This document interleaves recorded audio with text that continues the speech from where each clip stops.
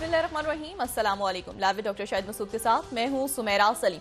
नाज़रीन, ISPR के मुताबिक आर्मी चीफ की ज़ेर सदारत आज कोर कमांडर कॉन्फ्रेंस हुई, जिसमें उन्होंने कहा कि मुल्क की खुद मुख्तारी सालिमत के दिफा के लिए तैयार है। किसी भी मुहिम जोई का ताकत के साथ जवाब दिया जाएगा। जबकि सिक्योरिटी ज़राए ने कहा है कि बानी पीटीआई की जानिब से कोई खत मौसूल नहीं हुआ। और इसी खत के हवाले से बैरिस्टर गौर साहब की जानिब से कहा गया कि बानी पीटीआई ने खत के मंदरजात खुद पढ़कर सुनाए, मैंने अब तक ये खत पढ़ा या देखा नहीं है। इसके अलावा भी दीगर मौज़ूआत पर आज हम गुफ्तगू करेंगे। स्टूडियो में हमारे साथ मौजूद है डॉक्टर शाहिद मसूद। अस्सलाम वालेकुम डॉक्टर साहब। वालेकुम जी, आपको भी नजर। डॉक्टर साहब, आज जो है आर्मी चीफ की ज़ेर सदारत कोर कमांडर कॉन्फ्रेंस हुई, जिसमें उन्होंने कहा कि मुल्क की खुद मुख्तारी सालिमत के दिफा के लिए तैयार है।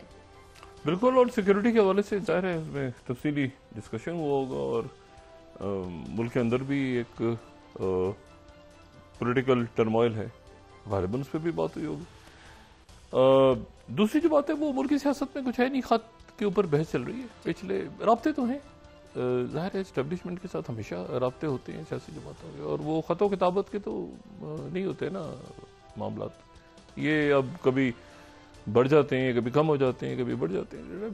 सबके साथ इस्टेब्लिशमेंट के साथ पॉलिटिकल पार्टीज के भी आपस में राब्ते रहते हैं किसी न किसी हवाले से। तो उसके ऊपर एक शोर हुआ है बहुत ज़्यादा पिछले चंद घंटों में, 24 घंटे से। लेकिन यह है कि देखते हैं आने वाले दिनों में ये पॉलिटिकल टर्मोइल खत्म होता है कि नहीं होता, ये इशू है। सिक्योरिटी के मामला किस तरफ जाते हैं, मईशत किस तरफ जाती है, गवर्नेंस किस तरफ जाती है, ये इशूज हैं। बाकी सारे जो हैं फरोई मामला हैं। दो तीन बातें जो हैं वो ये हैं कि ट्रंप के खिलाफ जो प्रेसिडेंट, ये पूरी दुनिया इस वक्त नई जंग में चली गई है, जो कि माशी और तिजारती जंग है। एक ज़माने में सैंक्शंस थी और सैंक्शंस तो फेल हो गई थी बहुत पहले। पाकिस्तान ने भी सैंक्शंस के दौरान ही न्यूक्लियर अपने वेपन्स जो थे वो तैयार किए थे। लेकिन यह है कि जो इसमें अब देखना यह है कि जो रशिया के ऊपर सैंक्शंस लगी यूक्रेन जंग के दौरान, वो भी कामयाब नहीं हो सकी। और इसमें जो है वो अब ये एक सवाल पैदा होता है कि क्या आने वाले दिनों में ये जो टैरिफ्स की प्रेसिडेंट ट्रंप अगर बात कर रहे हैं कि टैरिफ्स के नतीजे में हम एक बड़ा कदम उठाने जा रहे हैं दुनिया के मुख्तलिफ ममालिक के खिलाफ, जो अमेरिका फर्स्ट पॉलिसी है, क्या ये टैरिफ कामयाब हो सकेंगे अमेरिका फर्स्ट बनाने में, या ये टैरिफ भी बैकफायर कर जाएंगे? क्योंकि प्रेसिडेंट ट्रंप ने पहले तो ये कहा कि जी जो कनाडा है वो हमारी 51st स्टेट है, कनाडा की हुकूमत उसके नतीजे में तकरीबन गिर गई। और फिर उसके बाद उन्होंने कहा कि वहाँ का जो जस्टिन ट्रूडो हैं वो वहाँ के गवर्नर होंगे। फिर उन्होंने 25% उन पर टैरिफ लगा दिए। 2 दफा उनकी बात हुई कल प्राइम मिनिस्टर जस्टिन ट्रूडो से। उसके बाद उन्होंने टैरिफ वापस ले लिए 1 महीने के लिए। उन्होंने कहा 1 महीने बाद अभी टैरिफ लगेंगे। और इन 1 महीनों में जो है वो 1 बिलियन से ज़्यादा जो है वो मुख्तलिफ हेलीकॉप्टर्स वगैरह कनाडा खरीद के वहाँ पे एक जॉइंट अमेरिका पेट्रोल फोर्स बनेगी जो कि बॉर्डर को देखेगी और वगैरह वगैरह वगैरह। वो नहीं लगे कनाडा पे, टैरिफ वापस ले लिए उन्होंने। ऐलान किया आज लगने थे, आज से वापस हो गए रात को ही। 2 दफा टेलीफोन पे बात हुई। मेक्सिको की प्राइम मिनिस्टर, मेक्सिको पे उन्होंने कहा कि वो मेक्सिको पे भी आज से लगेंगे। और मेक्सिको के ऊपर जो है वो उन्होंने ये कहा कि मेरी उनकी प्रेसिडेंट से बात होगी, फोन पे बात हुई, फोन पे बात बड़ी अच्छी हुई और उन्होंने मेक्सिको के ऊपर से भी टैरिफ लगाने का फैसला वापस ले लिया प्रेसिडेंट ट्रंप ने। और उन्होंने कहा कि बात इस तरह से अच्छी हुई कि 10,000 जो ट्रूप्स हैं बॉर्डर पे वो जाएंगे, मेक्सिको को अपनी बॉर्डर पे लेकर आएगा 10,000 ट्रूप्स को, और वहाँ पे जो ट्रूप्स वहाँ पे रखेगा। और उसके नतीजे में जो वहाँ से फेंटेनिल आ रही है या बाकी जो मामला हैं वो जो है वो उनको कंट्रोल करेंगे, इलीगल इमिग्रेंट्स को कंट्रोल करेंगे। अच्छा, अब इसमें जो है वो इंपॉर्टेंट बात यह है कि ये पहली दफा तो नहीं हुआ, ये तो 2021 में, अगर मैं यहां पे 5th स्लाइड कोट करूं तो 2021 में प्रेसिडेंट बाइडेन के दौर में भी 10,000 मेक्सिको अपनी ट्रूप्स भेज चुका है कुछ अरसे के लिए। ये बिल्कुल, अगर आप ये 2000 इसको 2000 जो 10,000 जो ट्रूप्स हैं, वो 10,000 ट्रूप्स को वो हम दिखा रहे थे हम, एसोसिएटेड प्रेस, अगर वो दिखा दें तो बड़ा अच्छा है। वो स्लाइड के पीछे की हमने वापस जी। तो 10,000 जो ट्रूप्स हैं वो मेक्सिको ने अपनी इस सरहद पे भेजी थी, और 10,000 ट्रूप्स जो हैं वो मेक्सिको पहले भेज चुका है, और इसी तरह से हंदुरस ने भी भेजी थी और ग्वाटेमाला ने भी भेजी थी। तो ये तो पहली दफा ऐसा नहीं हुआ, ये तो इससे पहले हो चुका है कि जो अब उन्होंने कहा दोबारा 10,000 फौज मेक्सिको भेजे, तो उन्होंने कह दिया उनके प्रेसिडेंट ने कि बिल्कुल भेज देंगे। इन्होंने ट्रूप्स वापस कर दिए, इन्होंने कहा कि सॉरी, इन्होंने टैरिफ का ऐलान वापस कर लिया। अब ये ट्रूप जाएंगी तो रहती हैं, तो वो तो दोनों जो फैसले थे इनके बैकफायर हो गए, और बड़ी बुरी तरह बैकफायर हो गए प्रेसिडेंट ट्रंप के। और जब बहुत सारे आप महाज खोल लेते हैं ना, और अपने आप को अक्ल-ए-कुल समझने लगते हैं, तो फिर ऐसी सूरत हाल भी क्रिएट हो जाती है कि जहां पर आप अब ये कि 51वीं स्टेट बनेगी और वो गवर्नर होगा और ये होगा और वो होगा, और कनाडा ने आगे से कहा कि वो तो कोई इशू नहीं है, हम ठीक है, हम यहाँ लगा देते हैं। और साथ ही जो है वो मेक्सिको ने कहा कि हम 10,000 ट्रूप भेजें, 10,000 ट्रूप पहले भी जा चुके हैं। ये दोनों फैसले बैकफायर हो गए। अच्छा, अब इसको अमेरिका में जो जाहिर है ट्रंप के जो साथ के लोग हैं वो कह रहे हैं कि ये तो झुक गए, गिर गए, मर गए, मैक्सिकन और कनाडा के लोग गिर गए। लेकिन वॉल स्ट्रीट जर्नल जो है वो ये कह रहा है, 7th, वो ये कह रहा है कि Trump blinks on north American tariffs. Trump blink कर गए, और यही जो बात है, इसी बात को फिर वहां का बाकी भी मीडिया ये कह रहा है कि CNN 3rd, in the face of a trade war with American neighbours Trump ब्लिंक्ड। तो ट्रंप जो है वो ब्लिंक कर गए, और मतलब है कि वो आगे निकल गए। उनके दोनों, यानी दोनों ने कुछ भी नहीं किया ना। एक तो पहले 10,000 फौज रखते हैं वो इमिग्रेंट्स, और दूसरे ने उन्होंने कहा कि ठीक है, हम जॉइंट बॉर्डर फोर्स यहाँ पे बना देंगे, फेंटेनल को रोकेंगे, और हम यहाँ पे जो है वो थोड़े से आपसे वेपन वगैरह, हेलीकॉप्टर वगैरह यहाँ पे लगा के हम ऊपर देखते रहेंगे, खत्म मामला। कोई वो जो था ना कि हमारी स्टेट बनेंगे, ये बनेंगे, फलां बनेंगे, वो ठुस हो गया, 1 महीने के लिए पोस्टपोन। अच्छा, अब इसके साथ ही जो है वो ये एक बहुत खौफनाक किस्म की का मैसेज गया पूरी दुनिया में, और साथ ही आज चाइना पे उन्होंने 10% लगाए, तो चाइना ने जवाब में उनके ऊपर टैरिफ्स लगा दिए। अच्छा, टैरिफ लगा दिए चाइना ने, तो एक तो चाइना ने लगा दिया टैरिफ के उनके ऑयल पे, उनके कोल जो है अमेरिका दूसरे नंबर पे जो है वो चाइना से ही लेता है, बहुत सारी चीजें। और उसके साथ ही गूगल जो है उसके ऊपर भी, गूगल वैसे चाइना में है नहीं, चाइना में जो सर्च इंजन है गूगल, वो उसकी जगह बैदो के नाम से जो है सर्च इंजन उनका काम करता है चाइना में। और बैदो जो है वो उसके कोई 200 मिलियन के करीब लोग ऐसे हैं जो कि उसको यूज कर रहे हैं। गूगल जाहिर है कि दुनिया भर में यूज होता है, लेकिन चाइना में बैदो ज्यादा यूज होता है। और फिर जो है वो उनका एक अपना चैटबॉट भी आ चुका है, IRAG, रैग कहते हैं उसको, वो आ चुका है उनका, और वो भी बड़ा एक्टिव है चाइना में।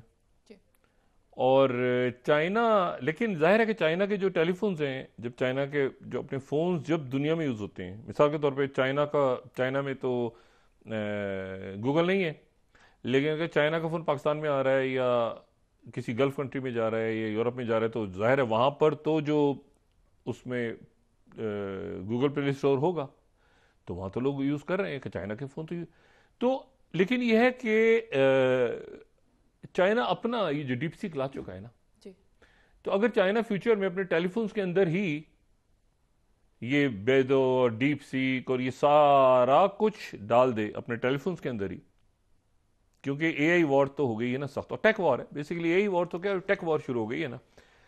अब टेक वॉर में वो डीप सीक भी डाल दिया उन्होंने, कौन भी डाल दिया, सारा कुछ डाल डुल के वो अपने फोन उन्होंने, जो कि बहुत कीमत में बहुत फर्क है आईफोन से।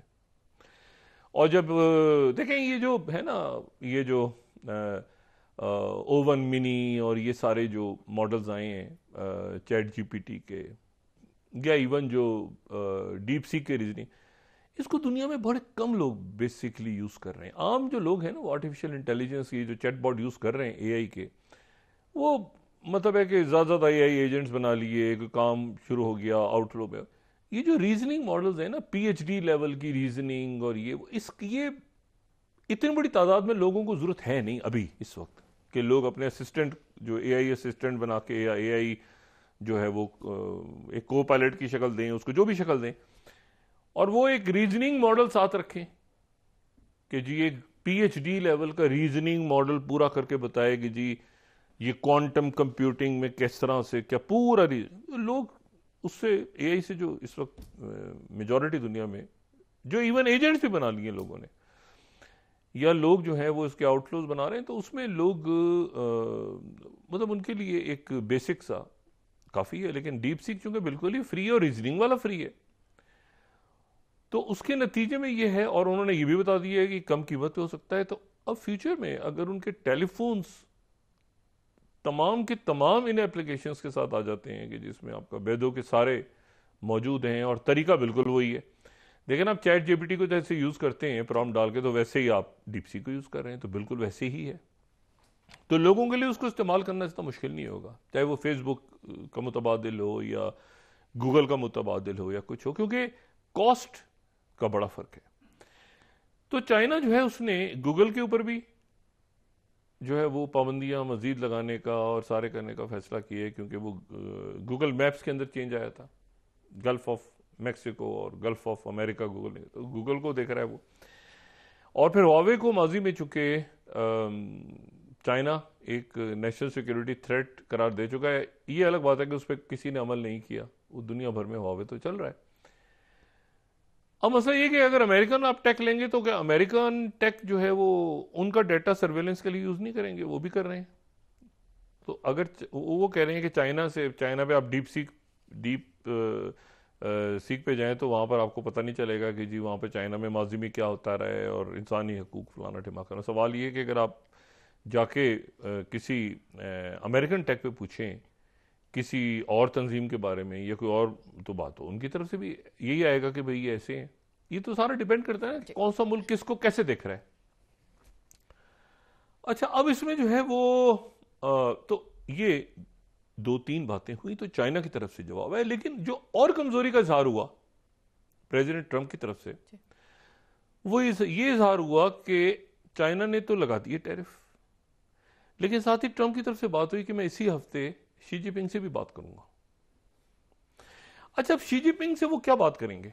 मतलब देखिए ना, पहले तो शी जिनपिंग को उन्होंने बुलाया, वहां पे शी जिनपिंग नहीं गए, एक तासुर कायम हुआ कि शायद अच्छे मामला चलेंगे, उन्होंने टैरिफ आयद कर दिए। टैरिफ आयद हुए मैक्सिको और उस बैकफायर हो गए दोनों तरफ से, और दोनों तरफ से बैकफायर हो गए। ऐलान ही नहीं करना चाहिए था, ये बिला जरूरत था कि कनाडा के ऊपर और मैक्सिको के ऊपर आप जो हैं, और दोनों आपके इत्तेहादी हैं, और दोनों के ऊपर आप बैकफायर करें। उसके बाद जो है वो मार्को रूबियो ने पनामा का दौरा किया। ये बात मैंने कल भी की थी कि भाई पनामा का दौरा उन्होंने किया और कहा 2 हांगकांग बेस यहाँ पे, ये हमारा मुआहदा था, हम इसे ख़त्म करेंगे, और 2 हांगकांग बेस्ड यहाँ पे चाइना से रिलेटेड फर्म्स हैं जो ऑपरेट कर रही हैं, और यहाँ से आप इनको फारिग करें, निकालें, और चाइना का इन्फ्लुएंस नहीं होना चाहिए। तो उन्होंने, मैक्सिको ने एक तो बात क्लियर कर दी कि हम बेल्ट एंड रोड में नहीं जा रहे। बेल्ट एंड रोड में मुल्कों की अपनी मर्जी है, मतलब चाइना कोई फोर्स तो नहीं कर रहा ना किसी मुल्कों के आप जरूर बेल्ट एंड रोड में जाएं।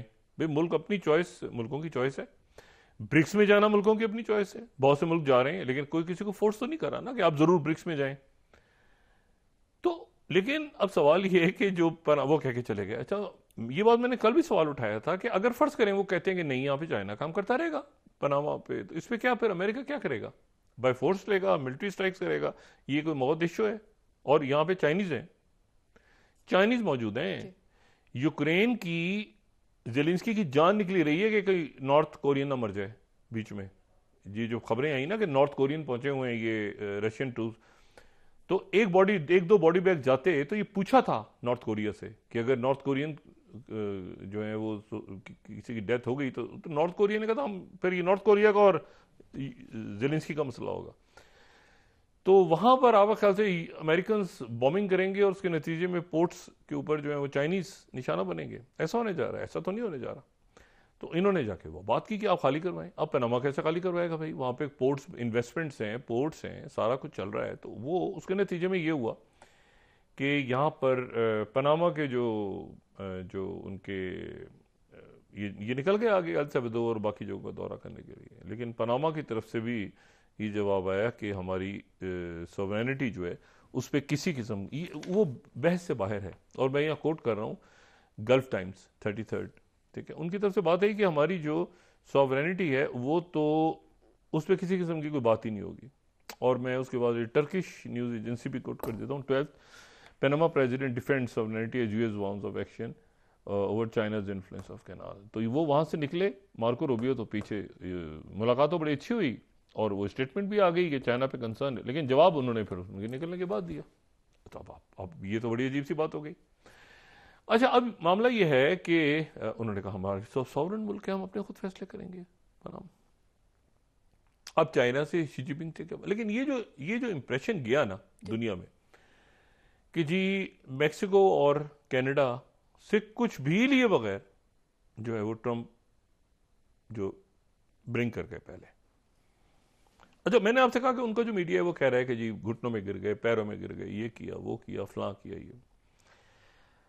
अच्छा, ये जो इशू है अब ये इस तरह से चला गया कि यूरोप भी खड़ा होना शुरू हो गया। और एक तो यूरोप ने ये फैसला किया कि हम जो है वो आर्टिफिशियल इंटेलिजेंस का जो एक्ट है वो हम अपना लागू करेंगे। अच्छा, इससे पहले आर्टिफिशियल इंटेलिजेंस का एक्ट ये है कि हमारे यूरोप के अपने कवानीन हैं। यहां पर यूएस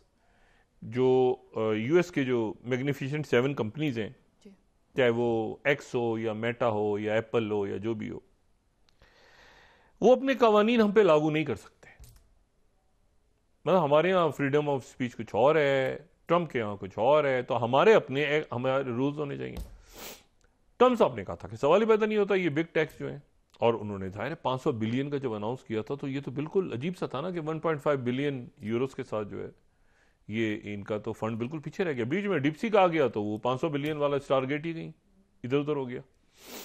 अब इन्होंने कहा है कि जी हम यहाँ पे स्टांस लेंगे और हम अपना एआई एक्ट खुद नाफिज करेंगे। तो पहला तो फड्डा यहां शुरू हो गया कि एआई एक्ट को खुद नाफिज करेंगे।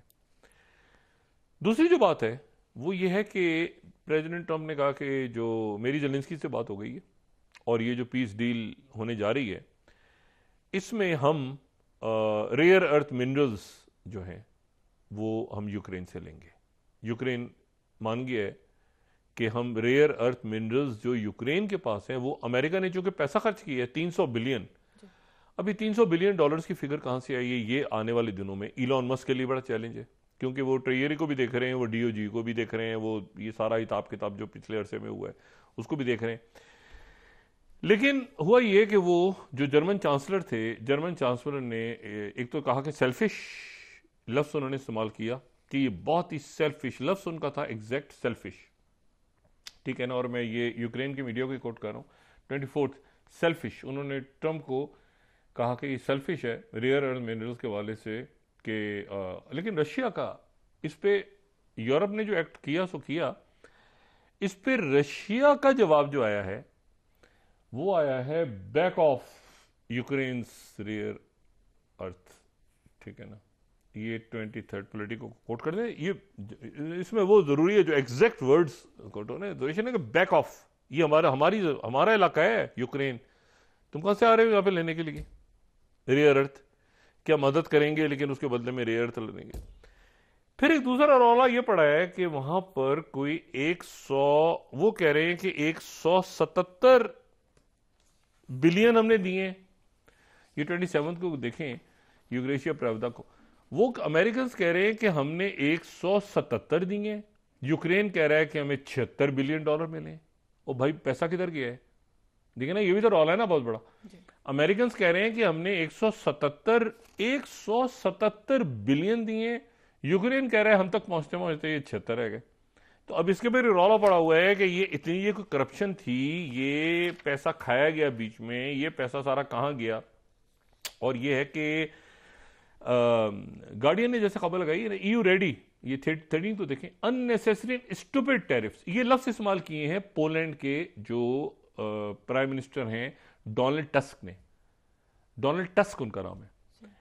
अच्छा, उन्होंने कहा है कि अननेसेसरी एंड स्टूपिड टैरिफ्स, जो कि ये लीडर्स EU के जमा होने शुरू हो गए। और EU की जो सरबराह है, उन्होंने यूरो न्यूज को भी थोड़ी देर पहले बात की है कि EU is ready for tough negotiation with Trump 15th। ये वॉन्डर लियन जो है, उन्होंने कहा है कि टफ निगोशिएशंस को हम तो बहुत ही टफ करेंगे। कनाडा और उसने कर दिया। तो देखें, एक प्रोडक्ट एक जगह बन रही है, जो मैंने उस दिन भी बात की थी ना, एक प्रोडक्ट एक जगह बन रही है। ये बात इंपॉर्टेंट नहीं है कि वो कहां बन रही है, बहुत इंपॉर्टेंट कस्टमर कहां है उसके। मैं यहां पे एक चीज बनानी शुरू कर दूं, कोई भी चीज, मैं यहां पे कहूंगा जी मैं टेलीफोन बनाता हूं, लेकिन टेलीफोन की मार्केट नहीं है अगर, तो मैं टेलीफोन अपने घर में 1 लाख फोन जमा करूंगा। 1 लाख की कम से कम 1.25 लाख की मार्केट भी तो होनी चाहिए ना। अब जो अमेरिका के प्रोडक्ट्स हैं, उनकी मार्केट कहां है? उनकी मार्केट है यूरोप, उनकी मार्केट है south Asia, central Asia, gulf countries, इधर ये सारे। अगर और हर एक के पास मुतबादिल है भाई। देखें ना, पाकिस्तान में आईफोन, सैमसंग, ये सब ले रहे हैं, लेकिन कितने लोग ले रहे हैं?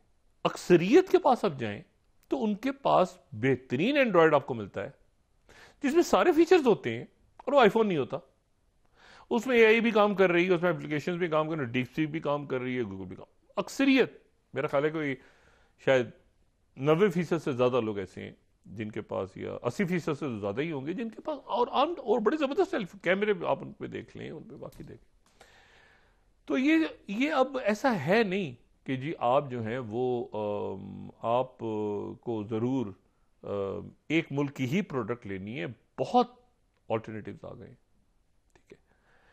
अच्छा, तो ये अब EU खड़ा हो रहा है, और अगर EU ने जवाब दे दिया, जैसे AI पे तो वो कह रहे हैं कि हमने यहां पे अपने लॉ लाने हैं, जिसने आना है वो आए।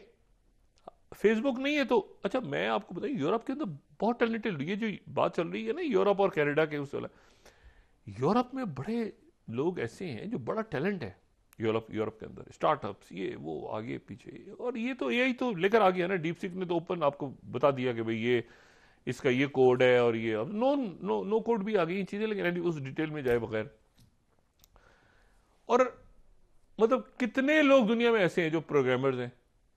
भाई एक तादाद होगी ना प्रोग्रामर्स की भी, मतलब कोई 1 लाख होंगे, कोई 50 लाख होंगे, कोई 80 लाख होंगे, कोई करोड़ों होंगे, कोई 5 करोड़ होंगे। हर आदमी पता प्रोग्रामर बनता जा रहा है। क्या बनो बच्चे, प्रोग्रामर बन जाओ। क्या बनो बच्चे, प्रोग्रामर बनो। पता चला वो प्रोग्रामर की तो जरूरत थी। लेकिन अब आपको क्या क्या चीज़ चली गई है इस टेलीफोन से, जो मैं हमेशा कहता हूँ, इससे कैमरामैन चले गए हैं, वीडियोग्राफर्स का रोल ख़त्म हो गया है, ट्रांसलेशन ख़त्म हो गई है, ईमेल्स ख़त्म हो गई हैं, टेलीफोन्स ख़त्म हो गए हैं, लोग मोबाइल यूज़ कर रहे हैं हर तरफ, और बेशुमार चीज़ें। ठीक है ना। तो इसी तरह से आने वाले दिनों में जब ये AI आ जाएगी, तो आपके हर आदमी के टेलीफोन में तो 2-3 PhD बैठे होंगे। अगर AGI के लेवल पे भी आप चले जाते हैं रीजनिंग के, तो ये इस टेलीफोन में ऑलरेडी PhD तो बैठे हुए हैं। तो अब वो लोग 2-3 PhD के इक्विवेलेंट तो बैठे हुए हैं ना इस पे। डीपसीक अगर मेरे पास है, या मेरे पास ChatGPT है, या क्लाउड है मेरे पास, तो 2-3 PhD या मास्टर्स प्लस तो बैठे हुए हैं ना। तो बात ये है कि ये आने वाले दिनों में कितनी डिग्रीज खत्म होने जा रही हैं, किस तरह मॉडिफाई करेंगे वो अपने आप को। लेकिन अगर हर बंदे से आप मिलेंगे और ये कहेंगे कि यार बेटा आप जरा प्रोग्रामर बनना शुरू कर दो और पाइथन सीखने शुरू कर दो, सारा काम धंधा छोड़ के, तो ऐसे तो दुनिया मतलब किसी और रुख पे जाना है ना, जॉब्स ने भी। एनीवे, कमिंग बैक, कि लोगों के पास एक रिप्लेसमेंट है, यूरोप में भी रिप्लेसमेंट है और यहाँ पर भी रिप्लेसमेंट है। अब वो लोग पाइथन सीखने शुरू करते हैं, तो वो टेलीफोन ने रीजनिंग पूरा कोड देना शुरू कर दिया। और मैंने आपसे कहा ना, क्रिटिकल थिंकिंग के ऊपर भी अभी आ रहा है इसमें, उसके भी इसमें उसका भी रोल खत्म होने जा रहा है, क्रिटिकल थिंकिंग का। इमोशनल इंटेलिजेंस के बारे में नहीं कह सकता, क्रिटिकल थिंकिंग तो इसमें खत्म होने जा रही है। अच्छा, कमिंग बैक, अब जनाब वो इन्होंने अपना बेदो को अगर ये ले आते हैं चाइनीज, तो चाइना कितना हिट होगा। और साथ ही ट्रम्प कह रहे हैं कि मैं फोन पे बात करूंगा, तो फोन पे बात करेंगे तो क्या करेंगे फोन पे बात? या शी जिनपिंग ने तो वहां पे गए नहीं वो, और वो गए नहीं इनॉग्रल पे, और साथ ही जो है वो नहीं गए। और लेकिन ये है कि ये तिजारती खेल एक ऐसी शुरू हो गई पूरी दुनिया के, जिसके नतीजे मार्केट्स भी गिरी, अनसर्टिनिटी पैदा हुई, और अमेरिका के अंदर महंगाई बिल्कुल। ये देखें, जब ये लगाए थे ना इन्होंने बाइडेन दौर में टैरिफ्स, तो बाइडेन का ये ख्याल था कि मैं इससे निकल जाऊंगा, बल्कि ट्रंप दौर में शायद लगे थे और बाइडेन ने भी लगाए थे। लेकिन बाइडेन जो हारा है ना इलेक्शन, कैमिला हैरिस, वो ये इन्फ्लेशन। आप ये कहें ना पाकिस्तान में जैसे कि जी वो महंगाई कम हो जाएगी, अभी कुछ ठीक है ना, अभी हालात खराब है ना, अभी चीनी महंगी होने जा रही है ना, वो तो हम रहेंगे 5 साल, तो इनके हाथों ये जो बैठे हैं, ये जो अरेंजमेंट बैठा है, ये चीनी की कीमतें कम करेंगे, ये महंगाई कम करेंगे, और ये करप्शन को पकड़ेंगे। मतलब एक सुन के एक हंसने वाली बात है जो पाकिस्तान में भी ना एक मजाक है, मतलब कि मजाक है कि ये लोग कहें कि हम करप्ट अनासर के पीछे जाएंगे। मतलब आप वो हातिम ताई की कहानी है ना, पहले रोया फिर हंसा फिर रोया, बताओ उस तरह का ये इस अरेंजमेंट में बिल्कुल ऐसे ही लगेगा। बिल्कुल ऐसे ही जो है वो अब एक ग्लोबल सिनेरियो पे है कि भी आपके पास एक दूसरा ऑल्टरनेट है। और अगर चाइना जो है वो खामोशी से ये देख रहा है कि भी बाकी मुल्क इस तरह रिएक्ट कर गए हैं, देखिए यूरोप ने कनाडा को देखा, और कनाडा ने मैक्सिको को देखा, पनामा ने उसके बाद रिएक्ट कर दिया, तो 3 मुल्क बैकफायर हो गए। तो बाकी जो है वो यूरोप अब क्या करेगा। साथ ही अभी थोड़ी देर के बाद नेतन्याहू की मुलाकात होने जा रही है। अच्छा, आज का दिन बड़ा, आज ये फैसला होगा कि क्या होना है। मैं जाहिर है कि एक तो जियो पॉलिटिक्स वहां से निकलेगी, यूक्रेन की जंग के बाद यूरोप की शक्ल में होता है, कैसे होता है, क्या होता है। अच्छा, जो ट्रंप के इत्तेहादी थे ना, राइट विंग, जो ट्रंप की हमायत करे, वो भी टेररिस्ट में वो भी धबड़दूज हो गए सारे। वो कहे ना ट्रंप के उसमें कहे, लोगों ने उनको पकड़ लिए, ओए तुम ट्रंप के दोस्त, तुम टेरर लगवा रहे हो हमारे ऊपर। वो जो राइट विंगर थे वो ठुस हो गए, क्योंकि राइट विंगर तो कॉमप्रस्त होते हैं ना, बुनियादी तौर पे तो कॉमप्रस्त है, जो कॉमप्रस्तों को ही पकड़ लिया ट्रंप ने, वो पूरे मुल्क पे लगेगा ना। अच्छा, तो एक तो बात ये हो गई। दूसरी जो बात है वो ये कि आज का दिन बड़ा इंपॉर्टेंट है, और वो ये है कि नेतन्याहू थोड़ी देर में ट्रंप से मिलेंगे, इसलिए वितकॉफ से उनकी मुलाकात हो गई। नेतन्याहू मिलेंगे ट्रंप से मिलने के बाद खाना खाएंगे। खाने के बाद सबसे इंटरेस्टिंग बात यह कि दोनों मुश्तरका प्रेस कॉन्फ्रेंस करेंगे। अब नेतन्याहू और ट्रंप एक साथ प्रेस कॉन्फ्रेंस करेंगे और सवाल क्या होंगे। अब यहां पर जो है, अच्छा, हमास का डेलीगेशन जो है वो कतर पहुंच गया और मोसाद का भी पहुंच गया, और फेज 2 शुरू हो गया। लेकिन इस पूरे खेल में आज जो सबसे बड़ी ज्यादती हुई है, और ये मैं आपको बड़े जेन्युइनली, और मैं इस पे मुझे यानी कोई खुशी नहीं है, मुझे इस पे हैरत है और अफसोस है, हैरत है और अफसोस है, और वो इंडिया के साथ हुआ है। और मैं बिल्कुल जिस चीज को कई सालों से मैं बात कह भी रहा था इस प्रोग्राम में, और मैं इसको हर अपने उस नुक्ते पे जहां पर गलत होते हैं, हम गलत बात कर जाते हैं, उसको सेट भी करते हैं, लेकिन जहां पे एनालिसिस ठीक होता है, जो इंडिया के साथ आज हुआ है, मेरा नहीं ख्याल कि शायद ही कभी तारीख में दुनिया के किसी मुल्क में ने जो है, इंक्लूडिंग पाकिस्तान, वो किया हो जो आज इंडिया के साथ जंगों के दौरान में ऐसा नहीं हुआ। और वकवाल ने उसके बाद बात कर जी। नाज़रीन वापस आते हैं छोटे से ब्रेक के बाद।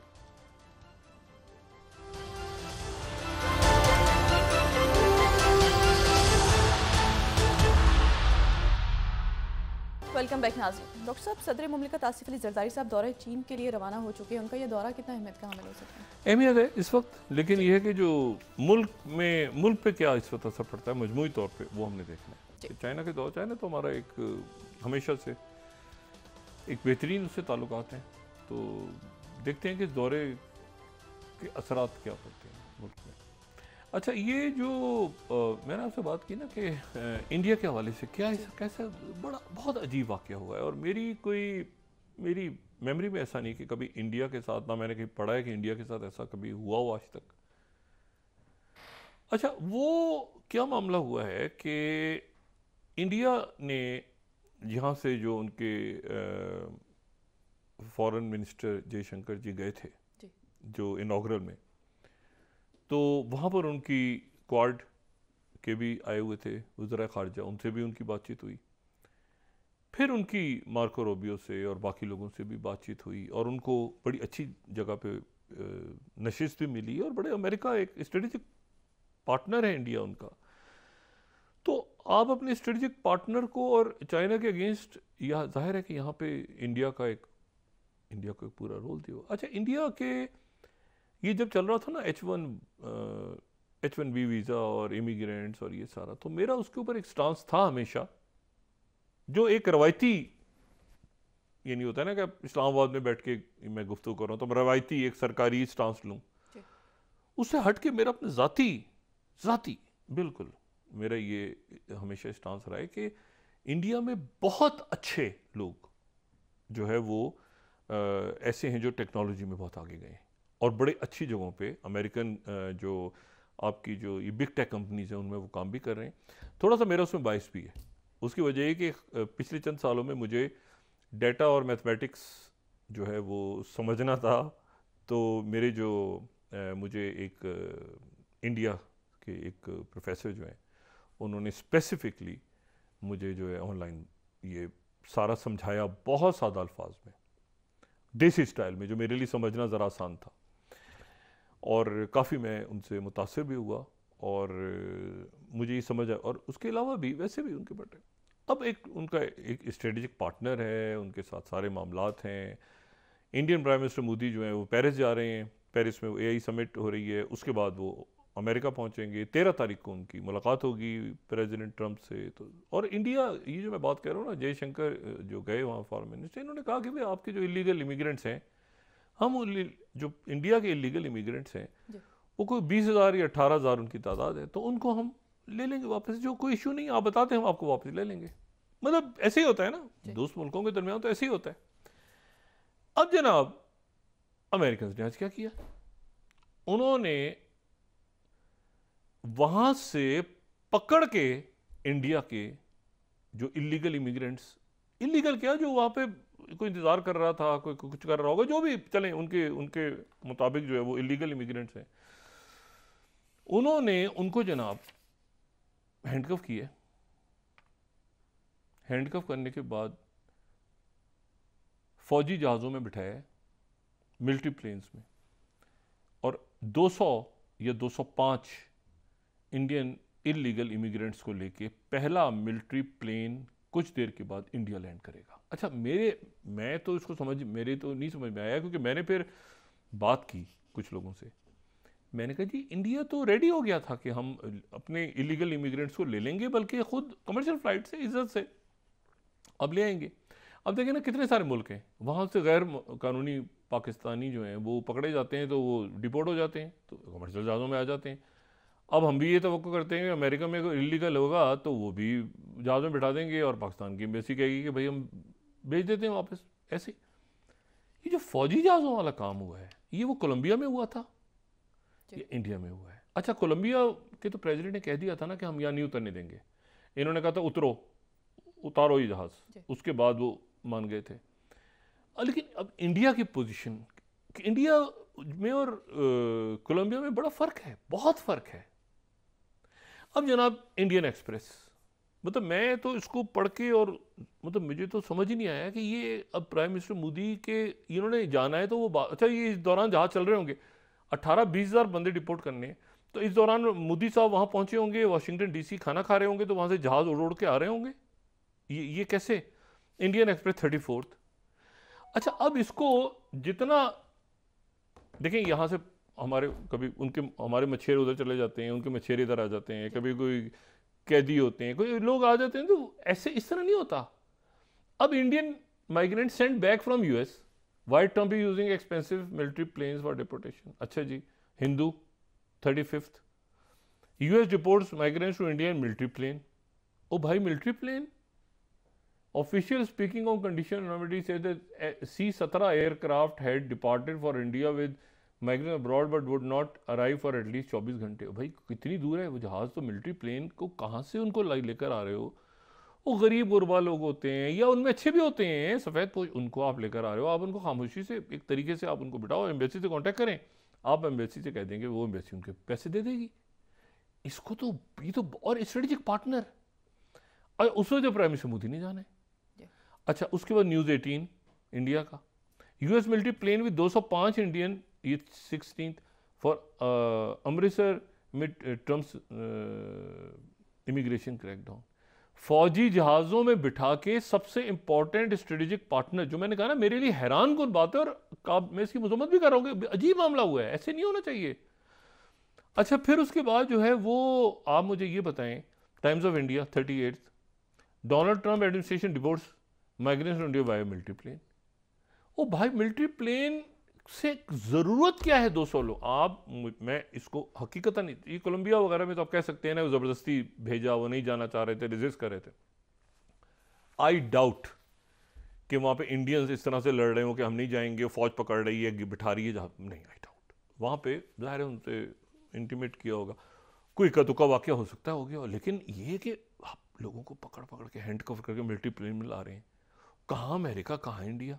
कोलंबिया तो साथ पड़ोस में था। तो आप, ये तो मुझे बिल्कुल मेरे लिए जो है, और मैंने आपसे ये भी कहा ना कि ये जो हिंदुस्तान टाइम्स कह रहा है 40th, US embassy stern message after deporting Indians, illegal migration not worth risk. ये उन्होंने साथी वहाँ की एम्बेसी ने जो है न्यू दिल्ली में ये मैसेज भी दे दिए। न्यू दिल्ली में जो यूएस एम्बेसी है उन्होंने स्टर्न मैसेज दिए रिपोर्ट करने के बाद। भाई ये इससे इनकार कौन कर, मुझे, मैं जो समझने से जो इशू है वो ये है, इलीगल इमिग्रेंट्स हैं फर्ज करें पाकिस्तान के, तो पाकिस्तान क्या कहेगा? नहीं वो लीगल है। भाई पाकिस्तान कहेगा कि इलीगल है, आप हमें भेज दें, हम यहाँ से, एट द मोस्ट ये होगा कि वो लोग खुद को अपना खर्चा दे देंगे या पाकिस्तान दे देगा। लेकिन ये जो तरीका है, और इंडिया ने, मेरी जहां तक इतला है, ये कह दिया था कि जी आप वहां से डिपोर्ट करें, हम पैसे दे देंगे। अच्छा, अब जनाब जो फैसला होने जा रहा है आज, गजा की सेकंड मरहला शुरू हो गया, 16 दिन। अरब ममालिक बिल्कुल तय कर गए इस बात पे कि जी हम यहाँ पे इजिप्ट, जॉर्डन, बाकी सारे मुल्क जो हैं वो नहीं अपने यहाँ लेंगे। टर्की ने कुछ जो हाई उनके, आप समझ लें कि बहुत ऐसे लोग जो फ़लस्तीनी रहनुमा थे जो कि टारगेट थे, टर्की ने 15 या 16 लोग ले लिए। अहमद शारा जो है वो सीरिया वाले टर्की पहुंच रहे हैं, और टर्की में वो लोग पहुंच गए हैं फ़लस्तीनी। सवाल ये है कि अब वो दौर शुरू हो रहा है, जो सेकंड स्टेज पे टॉक शुरू हो गई हैं। ये जो स्टीव वेतकोव से कल जो मुलाकात हुई है, और मैट वॉल्स से जो नेशनल सिक्योरिटी एडवाइज़र हैं, उनसे मुलाकात के बाद इन्होंने मोसाद का डेलीगेशन भेज दिया कतर। लेकिन अब ये सेकंड स्टेज जब शुरू होनी, जो मार्च में होनी है, लेकिन 42 दिन के 16वें दिन से स्टार्ट हो जानी थी ना निगोशिएशन, ये वो निगोशिएशंस हैं जिसके दौरान इसराइल ने मुकम्मल विड्रॉल करना है। 33 पहली स्टेज में, और दूसरी स्टेज जो शुरू होगी 42 दिन बाद, उसमें तमाम इसराइली फौज और तमाम जो फ़लस्तीनी हैं वो रिहा हो जाएंगे, और फिर थर्ड स्टेज होगी रिकंस्ट्रक्शन और 2 स्टेट सोल्यूशन। अब जनाब नेतन्याहू को दरमियान में बुलाया हुआ, और नेतन्याहू के साथ, ये भी नहीं कि नेतन्याहू ने ऐसी कोई हल्का फुल्का सा इंटरव्यू देके निकल जाए। नेतन्याहू खाने के बाद प्रेस कॉन्फ्रेंस करेंगे, ट्रंप से सवाल होंगे और नेतन्याहू से सवाल होंगे। अब वो इजिप्ट और जॉर्डन के बारे में क्या कहते हैं वो भी क्लियर हो जाएगा। अरब दुनिया का रिस्पॉन्स क्या आता है, मुसलमान दुनिया का वो रिस्पॉन्स आ जाएगा। अच्छा, इसके ऊपर मैं, इसके क्लोज करने से पहले, प्रोग्राम क्लोज करने से पहले, मैं अगर हाथ आपको दिखा दूँ आपको आज का, कि 31 स्लाइड्स, थोड़ी देर पहले ये हाथ ने अपना एक ऑपेड डाला है 31 at white house, Trump will show Netanyahu who is the boss if Israeli prime minister puts his domestic political consideration, कि देखिए मेरे मुल्क में ऐसे है, दाएं बाजू आए बाजू। Ahead of US President wishes on their meeting on Tuesday, Trump displayer will not be a slow burn. Slow burn नहीं होगा, as it was during his first term, but a quick ignition. एक तेजी के से आग भड़केगी अगर Netanyahu ने वहां पे कोई कहानी डालने की कोशिश की। लेकिन क्या कहानी होती है, ये किसके लिए होती है? नेतन्याहू वो जॉर्डन को फोर्स करते हैं, उनको भी तो, वो भी तो वहां जा रहे हैं ना, किंग अब्दुल्ला, उनको करते हैं। अरब ममालिक की एक जॉइंट आ गई है स्टेटमेंट कायरा से कि जी फ़लस्तीनी अपना इलाका नहीं छोड़ेंगे। उनके जो लोग ऐसे हैं जिनको सिक्योरिटी चाहिए, तो वो उनके लिए टर्की भी है, कतर भी है, बाकी मुल्क भी है, लेकिन पूरे के पूरे फ़लस्तीनी छोड़ दें वो गज़ा, ये तो मुमकिन नहीं, और सेटलर्स आके बैठ जाएं।